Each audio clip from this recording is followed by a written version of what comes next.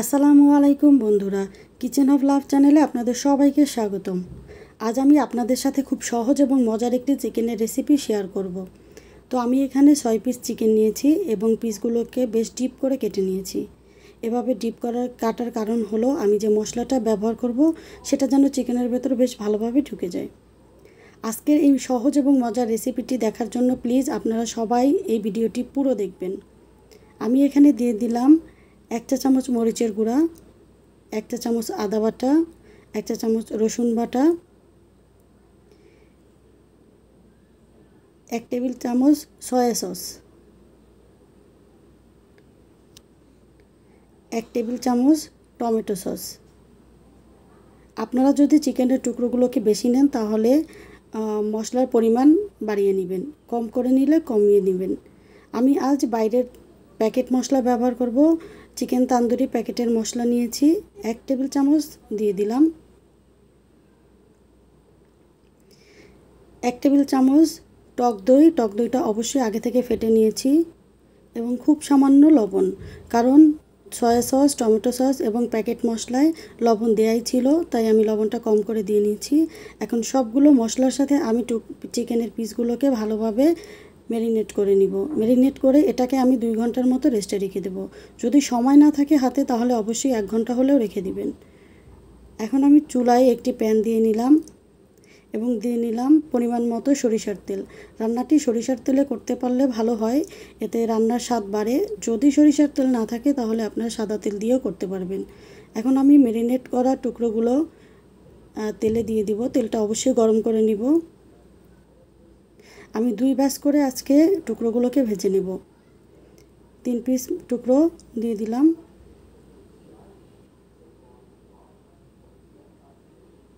সম্মানিত বন্ধুরা, যারা আপনারা আমার ভিডিওটি এই মুহূর্তে দেখছেন, প্লিজ আমার ভিডিওতে একটা লাইক এবং কমেন্ট করে দিয়ে যাবেন এবং আমার চ্যানেলটাকে অবশ্যই সাবস্ক্রাইব করে দিয়ে যাবেন। আর যারা অলরেডি আমার চ্যানেলটি সাবস্ক্রাইব করে দিয়েছেন তাদেরকে অসংখ্য ধন্যবাদ এবং কৃতজ্ঞতা। একটা পাশ ভেজে নিতে আমার 5 মিনিটের মতো সময় লাগবে। যখন ভাববো যে ভাজা হয়ে গিয়েছে তখন আমি উপরে এইভাবে মশলাটা দিয়ে নিব। আমি চামচের সাহায্যে দিয়ে নিচ্ছি, আপনারা চাইলে ব্রাশ ব্যবহার করতে পারেন। মশলাটা দিয়ে তারপরে আমি টুকরোগুলোকে উল্টে দিব।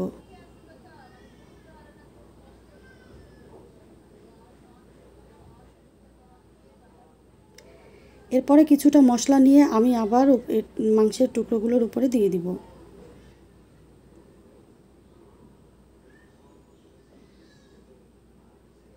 এখন আবার ঢাকনা দিয়ে ঢেকে রান্না করব 5 মিনিটের মতো।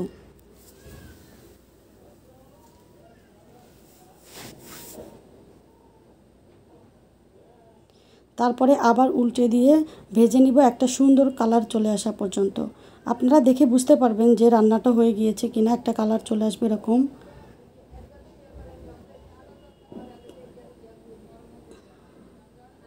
এই যে এভাবে করে নিলেই হবে। আমার রান্নাটা হয়ে গিয়েছে, আমি এখন মাংসের টুকরোগুলোকে তুলে নিব।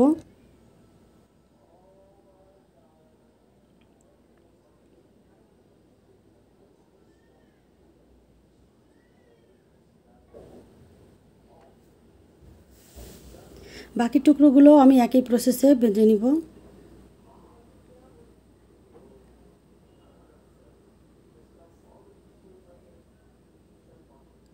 আপনারা এভাবে খুব সহজে এবং স্বল্প খরচে ঘরেই তৈরি করে নিতে পারবেন চিকেন তন্দুরি। সবগুলো টুকরো ভাজা হয়ে গিয়েছে। আমি প্রায় এটা বাসায় তৈরি করি, এতে আমার খরচটাও যেমন বেঁচে যায় তেমনি আমার একটা স্বাস্থ্যসম্মত খাবারও তৈরি হয়ে যায় ঘরেই। এখন যে তেলটা রয়ে গিয়েছে এবং বাকি যে মশলাটা রয়ে গিয়েছে এটাকে আমি বেশ ভালোভাবে কষিয়ে নিব। দেখবেন আমরা যখন রেস্টুরেন্টে এই চিকেন তান্দুরিটা খাই তখন ওরা আমাদেরকে একটা গ্রেভি পরিবেশন করে, সেই গ্রেভিটা ওরা এভাবেই তৈরি করে। এখন এই তেলে এই মশলাটা ভালোভাবে কষিয়ে নিলে একটা সুন্দর গ্রেভি হয়ে যাবে।